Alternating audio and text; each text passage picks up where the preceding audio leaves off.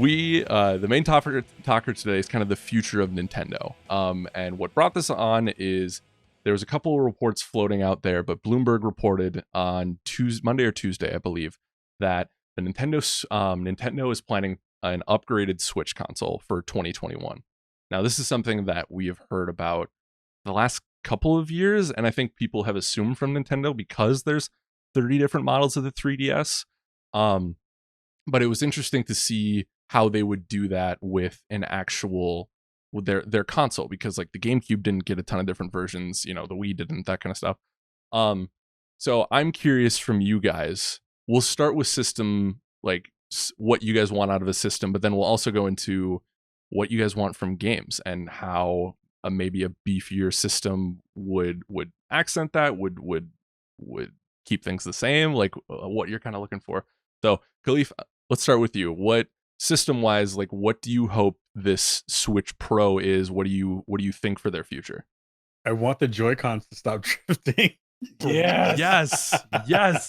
Can you fix that, please? That would be nice if you can make that work. I mean, that system is fairly simple in my actual needs from it. Is like all the things that you would want from a 0.5 to a V1, V2 upgrade. Is like, I want a prettier screen. I want more battery life, which are antithetical to each other. They are definitely in the opposites. But I think it's really small things. It's just like, I want the grips to feel a little bit better. I want the Joy-Cons to stop drifting. I want the screen to be bigger or at a better or higher fidelity. I think in the grand scheme, that machine is pretty good at what it does. It doesn't need a lot of fiddling with it to make it better.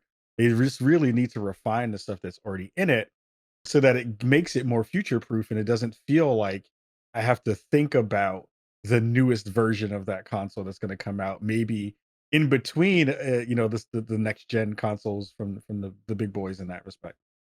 So yeah, it's not hard. Just make the thing better in all the ways that everyone kind of already knows that we actually have been asking for.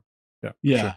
Yeah, I'd agree with all that. I think for me, the big thing I want is more power out of it, which again sounds like a no-brainer, but the very specific reason for me is that like I think that we've seen with some of the ports on the Switch, games like uh Witcher, games like The Outer Worlds, right? That like technically run on the Switch, and you can and it's not even like you get a terrible experience with them there, but they don't run as well as they could or should sometimes, right? So I think what has me most excited about the prospect is actually like this whole stable of games that are right now bound to my PS4 and Xbox One that could potentially come to the Switch, and then I could, take those. I really love the portability of the Switch. I mean, like I use it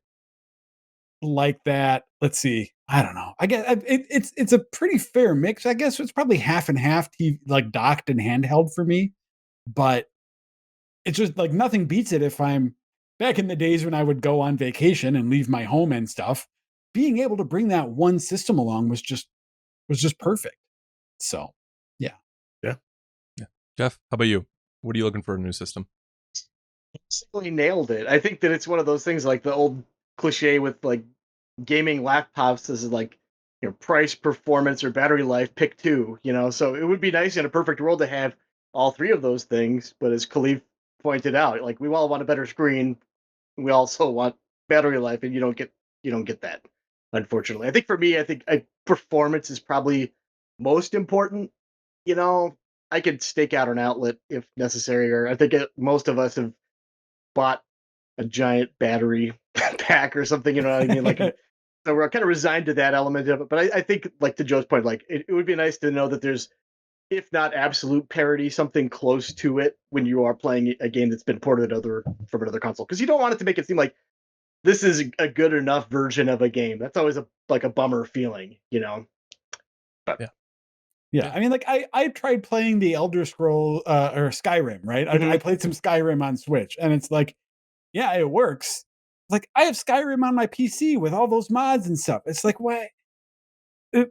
I want like it would be great if like Jeff said, for the parity, it would be great if it was just as good as if a game could be just as good on Switch as it was on PS4 and Xbox Mhm. One, but also portable.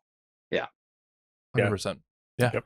I think from a actual physical console perspective, and I know this is maybe more of a me problem, but I as we outlined at the start of the show, I'm a big man, and I got big like bear claws on me.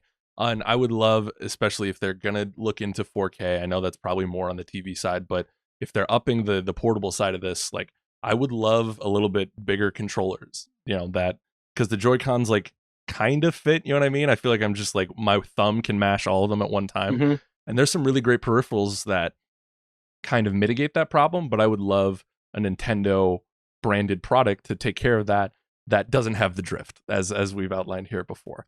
And I think that's possible without alienating your kid audience who needs something a little bit smaller. So I'm curious to see maybe it's just like maybe just adding like a small like a larger like I have the peripheral anyways, but like a larger kind of like grip to them type of thing, or having that ability. Um, styling it maybe something similar to the Pro controller, because I think that Pro controller is easily one of the best controllers we've had. Hmm. From a tech perspective, I echo what you guys have said 100%.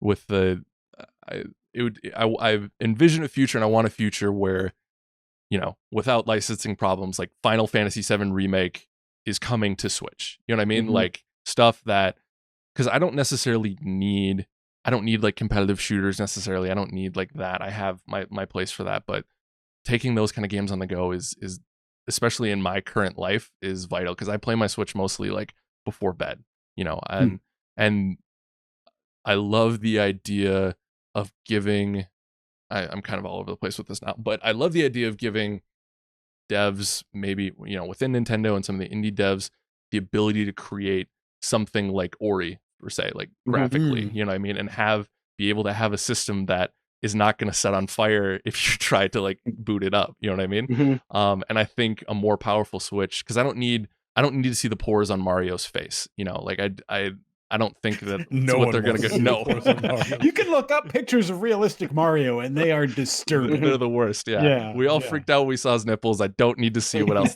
what else he looks like in real life. But to give developers a canvas to push Nintendo worlds is a very intriguing proposition, and I would love to see that even more. Can you imagine like what people could do with like a Wind Waker style of game with those kind of assets? That chef's kiss, baby. Yeah. Mhm. I'm curious what you guys think. We'll get to games in a second, but I'm curious to think, do you guys like the strategy of Nintendo taking their handheld approach on just doing new updates every 4 years, 5 years, or do you want to see them go to a new system? Philippe, we can start with you. Um, I mean, I'm not a big fan of the half steps anyway across hardware. Like you've seen it not. I honestly think it's been to the detriment of the industry where we've seen these half steps happen. Like we've seen it with the kind of PlayStation to PlayStation Slim, and then we've seen the Xbox to Xbox S, and it does fit a certain section of the market, I think, in a good way. And I think them doing that with the Switch as well, going from the Joy-Con version, the detachable one, to the kind of all-in-one version of it. There were improvements in it, but I would have waited. I would have been okay with waiting for them to put all that stuff into a new machine, and seeing what that was going to wind up being, because then it doesn't feel like you've put in money into the ecosystem and then are kind of waiting in this weird space to say like, we know something else is going to drop. I'm having that thing with the PlayStation VR right now a lot, Mhm. where I'm like, I know a 2 is going to be dropping at some point. It has to drop at this point. And there are so many cool things that are coming out for it that I don't want to go buy it, because I know the 2 things is going to drop somewhere as soon as I put my money down for it. So it's like same thing with the Switch, where like I know something's coming. It has to be coming. But it just feels like Nintendo just doesn't really want to do the work of saying, all right, guys, we know this is coming. We can give you a out of 2-year date from now. It's like it's coming in 2024. Like it's a thing. I would much rather that, because then I can budget, I can figure out how do I want to attack that as a thing. Instead of feeling like I'm gonna drop money on this thing, and as soon as I do, the next thing is gonna get out, which doesn't feel great. So yeah, I think putting out the actual full version of a thing as opposed to these half steps is much better for everybody involved. Yeah, I wonder about that. Like I see the point, but I can't help but think about some of the problems Nintendo's had with that next step. I mean, especially if you look at this phenomenally successful console with the Wii, and then they tried to do that next thing. They tried to Mhm. do the Wii U, and they ran into all of this. Like, I mean, it's basically their most successful console, followed by their least successful console, and Mhm. I think that created for them, and a lot of this is maybe on their messaging side of things, but it like created some problems. I wonder if with the kind of stuff that how like Sony and Microsoft have been normalizing those sort of like next steps for consoles. The idea of, hey, now it's the Xbox One X, now it's the PlayStation Pro, now it's. I wonder. This is all just a really roundabout way for me to say I wonder how long Nintendo can hold on to the Switch name and continue Mm. taking those incremental steps without saying it's the next thing. If they can say this is Mhm. the Switch XL, this is the Switch Pro, this is the Switch blah blah blah, then you don't run into that confusion of people not sure if it's a new thing or an old thing or what. You can just like keep stringing along the people who are really interested in it and hopefully Mhm. just keep bringing that audience in. A really quick point to that, and I think this is one of the things that matters the most when we talk about Nintendo as a brand and as an entity. Mhm. We as I know I am not in the Super Nintendo fan club in that same way. I will freely admit that, and I think that one of the things that I notice is that to a certain extent, it doesn't really matter if you are a Nintendo fan. They can throw anything at you, and you're gonna buy it. So it doesn't really even matter. You can get half steps, you can get bad online. We got to use your phone to talk to people. You can get all Oh this my other god. stuff, and people will still rock with it and still be okay with it, right? So it's like to a certain extent, it is a very much cult of Nintendo versus non-cult of Nintendo part of that conversation, where they could put out something that is, something that most folks who are like super technophiles would say that's really a kind of half step, but people will Mhm. gobble that up and say, well, Nintendo is doing what they need to do to keep all of us happy because we don't need the other stuff that all of you all need. Mhm. So it's just a really weird, interesting space that Nintendo fans, super fans especially, find themselves in.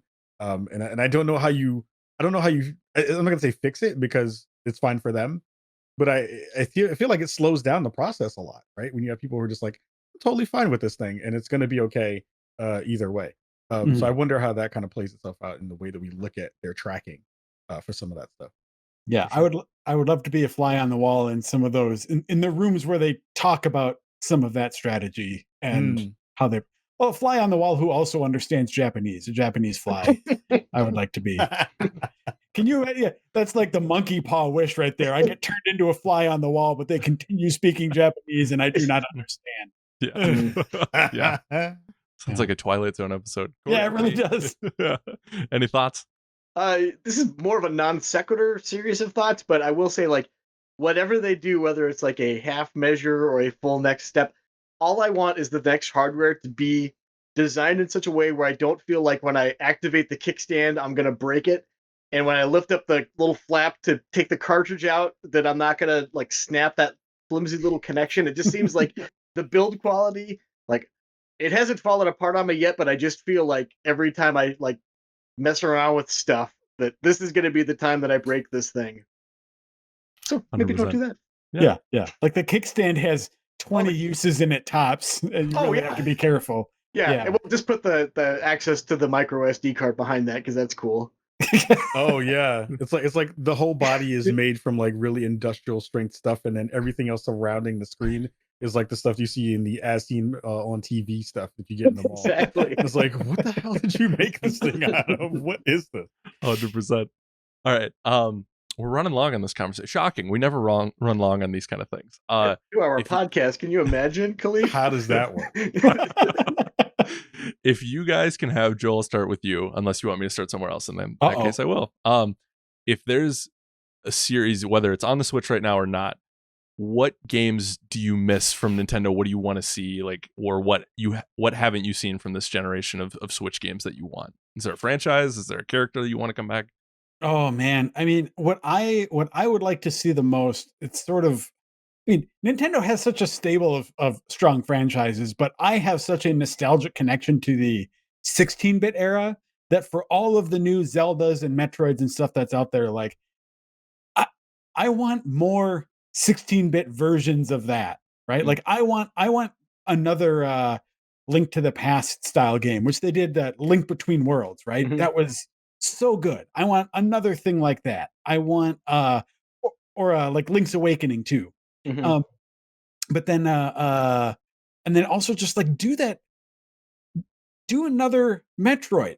But Mhm. do Super Metroid 2, right? Do it real. Don't do some remake with weird 3D visuals of Metroid 2. You know what I mean? Like Uh-huh.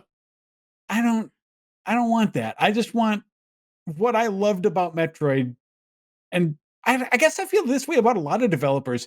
Square Enix also, who has like this big legacy in 16-bit stuff. And like I I don't know why. I mean, I guess it has to just be the market doesn't want it, but I want games that look like they belong back on Super Nintendo, but new games. That's maybe why I love Axiom Verge so Like an much. Octopath Traveler kind of Ooh. thing. Yeah, like I want more games that look like Octopath Traveler that Okay. that tap into that. Maybe, and I had some issues with Octopath Traveler also, but like ultimately that was a really fun like throwback Mhm. kind of experience. But with that like that retro but modern visual flair to it, like yeah, more projects along those lines. Mhm. That's what I want. For sure. Jeff? I promise you this is not a meme. I genuinely think that Nintendo for a long time has just had a hard time figuring out what to do with Chibi Robo, and I think that there is an appetite for them to do something with that character. I mean, they made an amiibo out of it. They had the Ziplash game, so like he's front of mind for at least a small cadre of developers within Nintendo, and I think that that's a character in like the original game. It deserves, I think, like a reimagining or maybe like a sequel to that original style where you're exploring the house and interacting with the family and solving kind of like this weird mystery. I think that it's a really engaging world. I think the tone is very strange and fun.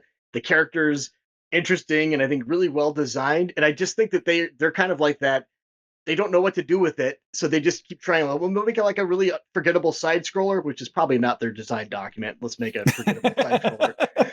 But it just seems like that's a character like don't do all this other stuff. Just go back and do the thing that you did originally that was so cool that made you that put the character on the map such that it was. So I'd really Yeah. like to see a return to Chibi Robo. For sure. That's a good call. I like that. That's a deep cut. Yeah, that's a deep cut. Mr. Adams, how about you? Ooh, my needs are very simple. I want a new Excite bike. I want a Ooh. new pro wrestling. Oh I my want a god. new Beautiful Joe. I want a Beautiful Joe game. Oh, okay. And two like super weird things that I want them to do just because I'm an idiot is I want them to figure out a new way to bring a light gun peripheral to Switch. Mm. Oh, And I want them interesting. to figure out a way to make the knitting software and the knitting machine that they made back in the early 80s. I want that to be a Yep. thing. Make a real knitting machine that you can connect to your Switch and then you can make Nintendo clothes. You can make your Animal Crossing shirts on a real knitting machine that's connected to a Nintendo machine. Mhm. You can do it. So pro wrestling. What was your go-to character for pro wrestling? Oh my god, it had to be oh my I just said Hayabusa was my favorite. Hmm. Because that Sabat kick was dope for no Yeah. reason. Wait, And is this the one with Starman? With yes, Starman, Oh Yeah, yeah, Starman. Starman, 1,000% King Starman. Corn Right? Karn. What was Yes, the Amazon? What was that guy's name? Was it Yeah, it just was like Piranha or something like that. yeah, yes? it was just the Amazon, and he had a move where you would like chew people's heads. Yeah, Yes, Blanca saw that and was like, yeah, yeah, okay, yeah, I get yeah, it. Yeah, yeah. yeah. If you give me an updated pro wrestling, I will be over the moon happy. That would That would be be fantastic. amazing. Yeah, I Yep. would love an updated pro wrestling game. That game was so Mhm. fun. So good. Cool. I'll be brief. I think it's wild that we haven't had more Donkey Kong love on the Switch so far. And like Mhm. I would love to see what they could do with like we haven't had Donkey Kong 64 type of like 3D platformer in a while, and I'm curious to see how that would what a development team could do with that. I also think like a Kid Icarus game in the style of maybe something like more combo based, like a Bayonetta or a Devil May Cry game. Bring these characters that people only know from Smash into their own light, and I think you have some interesting space to play with because people, I'm going to say 90% of my age group has not played the original Kid Icarus. They only know him from Smash. You know what I mean? I think you could do some interesting things in those kind of spaces. So who would you want to make the Donkey Kong game? Because I have an idea of who I want in my own head. Rare's cheating, so I'm not going to say that. Who did the? I feel like I want. Well, that's cheating too, because I was going to say the ukulele developers. I feel like with a better budget could do something interesting with that, but that's filled with old Rare people. So let me pitch you on this. All right, Donkey Kong Country remake by Hideo Kojima. Just rock with me for a minute. Okay, let's hear it. And that was it. That was the whole pitch. It wasn't anything else. It was literally just like put Hideo Kojima on a game that no one would want to see in the world and see how that rocks. That is the best. That's the best segue we could have had. Old X to skip.